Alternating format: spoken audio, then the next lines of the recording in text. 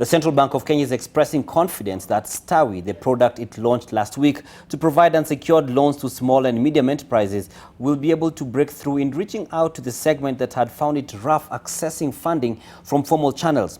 Alex Mwangi looks at why this is a slap in the face of the interest rate cap, which Treasury itself admits is not working, but which it seemingly is unable to review.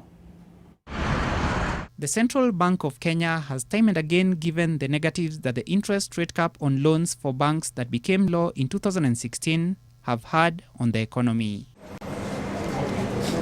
To have the law discarded requires political backing, and this is where the CBK was left to its own devices by the executive. The CBK is now trumpeting Stawi, which currently has 5 banks on board and provides unsecured loans via mobile phones, as the real deal when it comes to lending to micro, small and medium enterprises. This product, it has legs, and it can be very far-reaching. So even as, maybe you could say that we needed the interest rate cap sort of pushed us out of our comfort zone.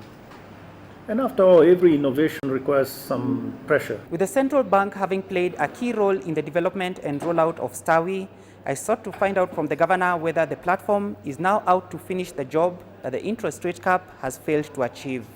So in that sense, we could not sit waiting. We could not. And this is why we therefore led. This is why we did take this matter, grab the bull by the horns, and said, okay, fine, let's do something. Let's bring banks together and see if they can come up with an innovative product. Growth in credit to the private sector, a critical measure of the health of an economy, has remained suppressed in recent years and in the 12 months up to April, grew by 4.9%. We are still far away from where we expect to be, which is in the order of 8%. Remember, in the end also, once this product really works, it will be available to everybody in the country at the same time.